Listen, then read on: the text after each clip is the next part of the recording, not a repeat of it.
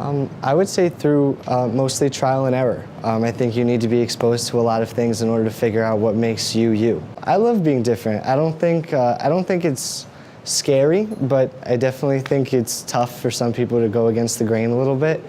And but no, I definitely don't think it's afraid. I think it's important to challenge things and question the way things are done. I think there are certain aspects of myself that I like to portray to particular people. But all in all, it is all really about who I am, and just what I decide to emphasize can definitely vary. I'm definitely very happy with a lot of the person I've become, and as I've grown up over time. But there's still a lot of things that I would like to accomplish now that I've fully formed, my adult personality. Something I would change is probably how quickly I think I've been forced to kind of grow up and to be an adult. Now that we're in college and we're trying to figure out what we're supposed to do with the rest of our lives, I think a lot of aspects of childhood have been lost, and I would definitely love to try to preserve those a little bit more and maybe cherish them more when I had them.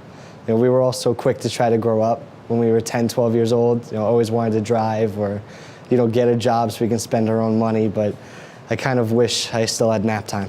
I don't think so. I think I'm relatively an open book. I think I share a lot of very similar interests to other students and other people also. But no, I don't think there's anything out there that somebody doesn't know about me. I don't think I'm very quirky. I consider myself relatively regular, in terms of talents or things like that. But I definitely, one thing I guess is something that I really thrive on is really the energy of other people. I love to surround myself with energetic people, especially through evergreens and things like that. That's definitely something I really like and try to do. I would probably say almost any extreme sport athlete or race car driver or someone in that aspect or that industry, mainly just because their whole life is about taking risks or trying a new move, and they could seriously hurt themselves or injure themselves, but they're just so dedicated to what they're up to, and they're big risk takers, and that's something I would like to start doing more myself. I think that would depend on your definition of ugly and attractive.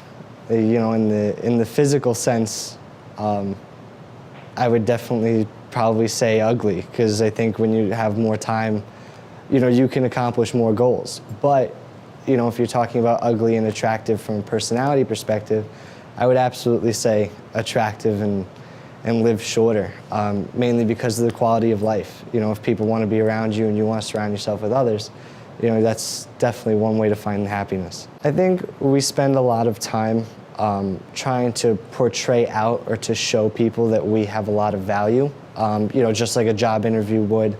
You go in to show people that you're worth something, but I think more times than not, we forget to tell ourselves the same thing. It's one thing to say it to a future employer or your parents, but it's another to think it yourself. And I think that's really what self-worth is all about, and sometimes that can get lost. So one thing that definitely represents me is my necklace. I never take it off even when I shower, play sports, or anything like that. And I think each thing that's on it represents a different part of myself that I really strongly align to. The miniature cross here was given to me by my dad when I was first born, and I've worn it ever since. My Italian horn I actually got in the village of Italy where my grandma grew up, and I really strongly identify with my Italian-American culture, and I will never forget that trip, and this is something I always keep with me to remind me. And my Christ head was given to me by my uncle, and he engraved it in the back, and this just kind of reminds me how much family and how much of a support system I have behind me.